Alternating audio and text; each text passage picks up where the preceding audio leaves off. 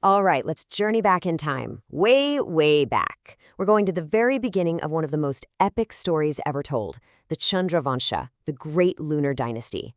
Welcome to part one of our explainer. You know, most of us know the story of Krishna, that wise, incredible figure from the Mahabharata. But to really get where he came from, you have to go back. I mean, way back. Even before the Great War of the Mahabharata itself, that unbelievable clash of family, duty, and destiny. There was the moon. And listen, I'm not just talking about that big rock hanging in our night sky. We're talking about something far more ancient, something that is the very foundation of this entire story. Because well, the moon was a king, the very first in a powerful dynasty. And this is the story of that bloodline. A cosmic saga, really, born from pure brilliance, a little bit of scandal, and a whole lot of destiny. So, how in the world does a story like this even begin? Well, to understand the dynasty, we have to go all the way back to its divine source. And right at the heart of it all is Soma, who you might also know as Chandra, the moon god himself. The stories describe him as being just impossibly radiant, magnetic, divine. Honestly, the perfect start for a line of legendary kings.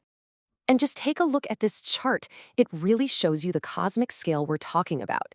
If you follow the line, it all starts with Brahma, the creator of the universe. From him, we get the great sage Atri. And from Atri comes Chandra. That's a direct line from the creator himself. Pretty wild, right? But here's the thing. This dynasty wasn't built on just, divine perfection. The very next step in this epic lineage comes from a union that was, let's just say, a bit of a scandal for its time. So here's how the story goes.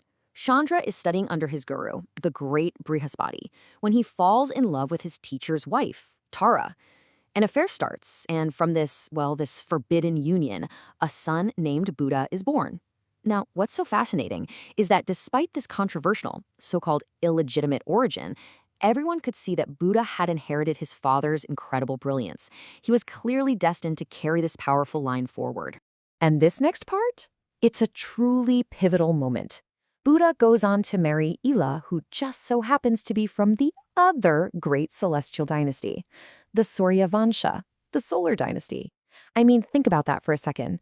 This marriage is the first great fusion of the sun and moon bloodlines, weaving two cosmic destinies into one single story. So, what happens when you combine the sun and the moon?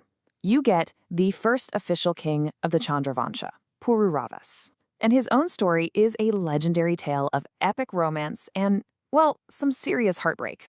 See, Pururavas fell deeply, madly in love with a celestial nymph, an apsara, named Urvashi. Now, these apsaras were divine beings of just breathtaking beauty. Their love affair was intense, blending the worlds of mortals and gods.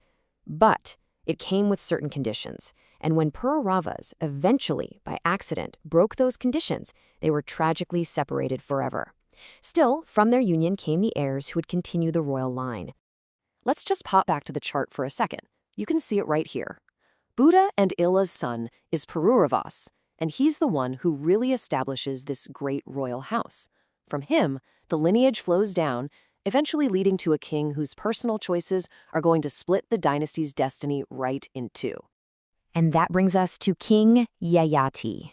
Now, this guy was a major ruler, known for his power, his splendor, but also for a personal desire that was so strong it would bring a curse down on him and force a really terrible choice on his sons. This is the question at the very heart of Yayati's story. He became a man totally obsessed with holding on to his youth and all its pleasures, and that obsession came with a price that I'm pretty sure he never expected to pay. So here's the deal. For his over-the-top indulgence, Yayati is cursed with premature old age by the sage Shukra. But he gets an out. He can swap his old age for the youth of one of his sons. He goes to all 5 of them, begging, but only his youngest, Puru, agrees to this incredible sacrifice. So Yayati gets his youth back and he lives it up for many more years, only to find that all that pleasure feels empty.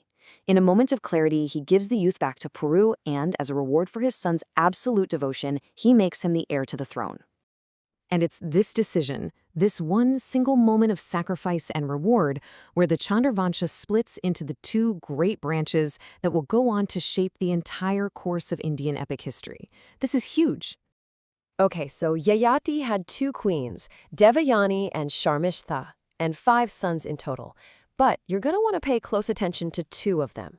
The eldest, Yadu, and the youngest, Puru, because these 2 sons are about to found the most important lineages of them all. And you have to understand, this isn't just some minor family drama.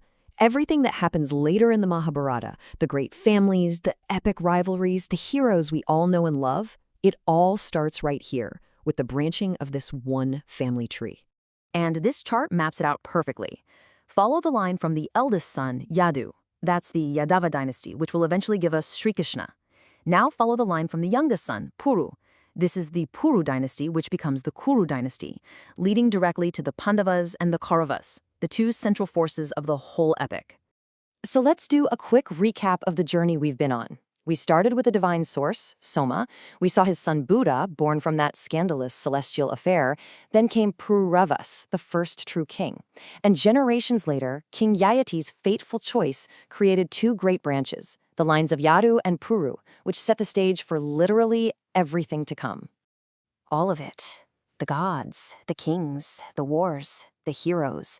It's all part of this one single cosmic narrative written in blood and destiny.